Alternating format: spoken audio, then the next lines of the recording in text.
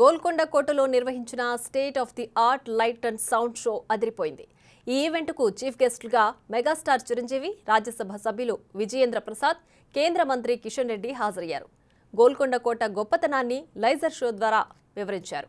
Tourism వాళ్ళందరూ అన్నది ఏంటంటే ఇంత పొటెన్షియాలిటీ ఉన్న ఈ దేశంలో టూరిజం ఇంకా ఎందుకు వెనకబడి ఉంది అనే ఉద్దేశంతో వాళ్ళు అన్నప్పుడు నాకు కొంచెం అనిపించింది. ఎందుకంటే మన కంట్రీలో ఉన్నటువంటి different locations, different atmospheres, different cultures, diversify cultures ఇవన్నీ కూడా ప్రపంచంలో ఏ దేశంలో లేవు, మన దేశంలో మాత్రమే ఉన్నాయి.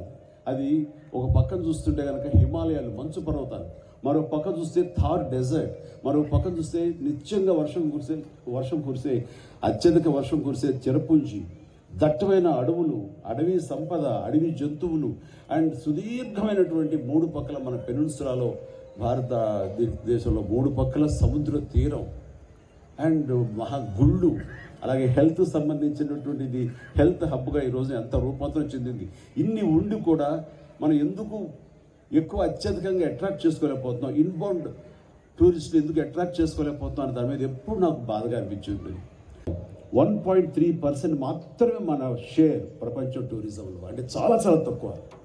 కానీ మన ఇండియన్ జీడిపికి సంబంధించి అత్యధికంగా మన కంట్రిబ్యూట్ చేసేది సింహభాగం, మేజర్ పార్ట్ ఓన్లీ టూరిజం నుంచే వస్తుంది. ఇది సత్యం. ఇది అంటే కమ్యూటింగ్ ఫ్లైట్లు కానివ్వండి, బస్సులు కానివ్వండి, ట్రైన్స్ కానివ్వండి, రిక్షాలు కానివ్వండి, ట్యాక్సీలు కానివ్వండి, అలాగే హాస్పిటాలిటీ సెక్టర్ అనేటువంటి హోటల్స్ కానివ్వండి, అత్యధిక మందికి ఉపాధి కానివ్వండి, గైడ్స్ కానివ్వండి, టూరిస్ట్ ప్లేసెస్లో నివసించే చిన్న స్మాల్ వెండర్స్ కానివ్వండి, ఇవన్నీ చూసుకుంటే కనుక అత్యధికంగా ఎంప్లాయ్మెంట్ ఉన్నది. కానీ అత్యధికంగా